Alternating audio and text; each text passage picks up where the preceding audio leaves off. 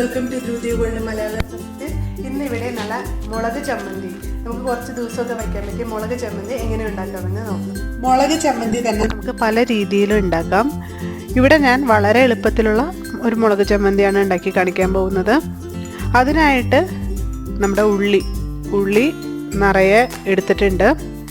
അപ്പോൾ ഉള്ളി ഒരു 1/4 കിലോ, അതായത് 250 ഗ്രാമിൻ്റെ അടുത്താണ് എടുത്തിരിക്കുന്നത്. അത്രയെങ്കിലും എടുത്താലാണ് നമ്മളത് വഴറ്റി പിന്നെ അരച്ച് വരുമ്പോൾ കുറച്ചെങ്കിലും നമുക്ക് അരയ്ക്കാനായിട്ടൊക്കെ ഉണ്ടാവുള്ളൂ. അതുപോലെ തന്നെ ഒരു ചെറിയ കഷ്ണം ഇഞ്ചി എടുത്തിട്ടുണ്ട്.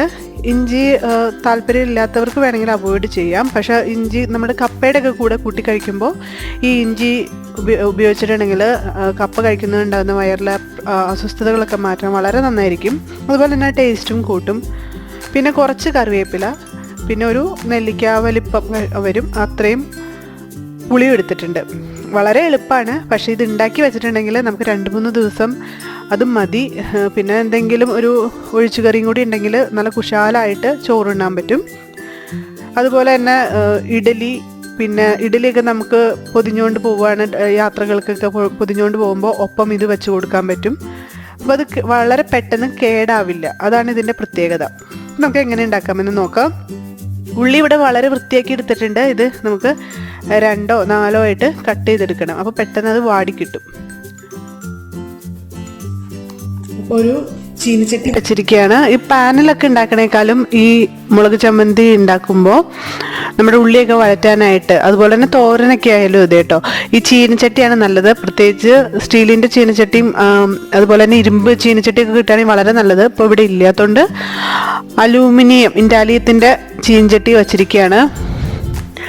അതിലോട്ട് കുറച്ച് വെളിച്ചെണ്ണ ഒഴിക്കുക. നമുക്ക് വെളിച്ചെണ്ണ കുറച്ച് ബാക്കിയുണ്ടെങ്കിൽ കുഴപ്പമില്ല. നമുക്ക് അരയ്ക്കുമ്പോൾ നമ്മൾ ഒട്ടും വെള്ളം ചേർക്കാതെയാണ് അരയ്ക്കാൻ പോകുന്നത്. അതുകൊണ്ട് ഈ വെളിച്ചെണ്ണ കുറച്ച് കൂടുതലായെന്ന് വെച്ച് കുഴപ്പമില്ല. ഇതൊന്ന് ചെറുതായിട്ട് ചൂടായിട്ട് വരുമ്പോൾ നമുക്ക് ഇഞ്ചി ഉപയോഗിക്കുന്നുണ്ടെങ്കിൽ ഇഞ്ചി ചേർക്കാം. നമുക്ക് നമ്മളുടെ എന്താ വേണ്ട 2-4 ആയിട്ട്, 2ആയിട്ട് കീറുകയാണെങ്കിൽ എല്ലാം 2ആയിട്ട് കീറുക, 4ആയിട്ടാണെങ്കിൽ 4ആയിട്ട് കീറുക. അങ്ങനെ വച്ചിരിക്കുന്ന നമ്മുടെ ഉള്ളി കഷ്ണങ്ങൾ ഇതിലോട്ട് ചേർക്കുക.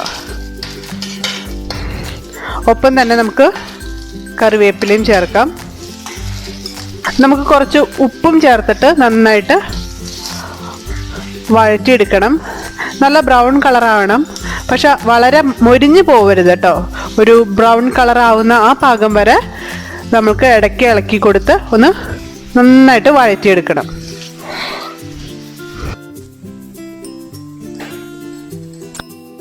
കണ്ടില്ലേ, ഇത് നന്നായിട്ട് വാടി ചുങ്ങി വന്നപ്പോഴേക്കും ഇത് ഇത്രയായി. നമ്മൾ എത്ര എടുത്തതാണ്? ഒരു 1/4 കിലോളം എടുത്തതാണ് ഉള്ളി അല്ലേ. അതിപ്പോൾ ഇത്രയും വാടിക്കഴിഞ്ഞു. ഇനി ഇത് മതി കേട്ടോ, ഇത്രയും മതി. നന്നായിട്ട് വാടി വന്നിട്ടുണ്ട്. ഇനി നമുക്ക് ഈ തീ ഓഫാക്കാം. എന്നിട്ട് ഇതിലോട്ട് ഞാൻ 4 ടീസ്പൂൺ മുളക് പൊടി ചേർക്കുകയാണ്. ഒന്ന് ഇളക്കി കൊടുക്കാം. അതുപോലെ തന്നെ നമ്മൾ നേരത്തെ എടുത്ത് വെച്ചിരിക്കുന്ന പുളിയും ചേർക്കാം. അപ്പോൾ ഈ പുളിയുടെയും മുളക് പൊടിയുടെയൊക്കെ അളവ് നിങ്ങൾക്ക് കൂട്ടിയും കുറച്ചൊക്കെ എടുക്കുക കേട്ടോ. ഇത് നന്നായിട്ട് ഇളക്കി കൊടുക്കുക. എന്നിട്ട് ഇതിൽ തന്നെ ഇട്ടേക്കുക, കാരണം ഇത് ആ ചൂടോടി തന്നെ കിടന്നോട്ടെ ഇതിൽ. എന്നിട്ട് നന്നായിട്ട് ആറിയ ശേഷം നമുക്ക് ഇത് മിക്സിയിലിട്ട് അരച്ചെടുക്കണം. അപ്പോൾ ഈ സമയത്ത് നമുക്ക് ഉപ്പ് ചേർത്ത് കൊടുക്കാം. അല്ലെങ്കിൽ നമ്മൾ അരച്ച് നോക്കുന്ന ഇടയിൽ നമ്മൾ രുചിച്ച് നോക്കിയിട്ട് ഉപ്പ് ചേർത്ത് കൊടുക്കാം. ഇപ്പോൾ ഓൾറെഡി നമ്മൾ ഉള്ളി മൂപ്പിക്കാൻ നേരത്ത് ഉപ്പ് ചേർത്തിരുന്നു.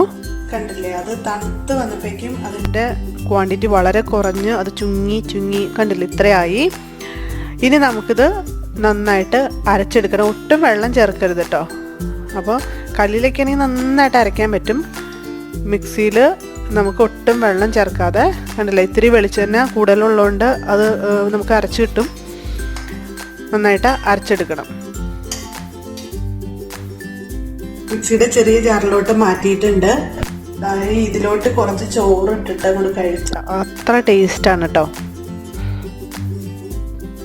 അങ്ങനെ നമ്മുടെ മുളക് ചമ്മന്തി റെഡിയായി കഴിഞ്ഞു. കണ്ടില്ലേ, നല്ല ഹലുവ പോലെ ഇരിക്കുന്ന നല്ല ചമ്മന്തി.